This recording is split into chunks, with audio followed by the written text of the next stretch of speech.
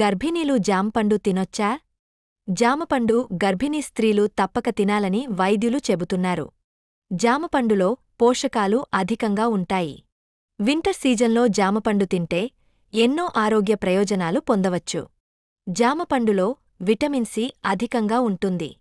దీంతో వ్యాధుల్ని తట్టుకునే రోగనిరోధక శక్తి పెరుగుతుంది. ఇందులో డైటరీ ఫైబర్ ఎక్కువగా ఉంటుంది. దీంతో మలబద్ధక సమస్యతో బాధపడేవారికి జామపండు బెస్ట్ అని చెప్పవచ్చు. జామపండు తినడం వల్ల రక్తపోటు తగ్గుతుంది. దీంతో గుండె ఆరోగ్యం మెరుగ్గా ఉంటుంది. చలికాలంలో జామకాయ తినడం వల్ల శరీరానికి విటమిన్ డి అందుతుంది.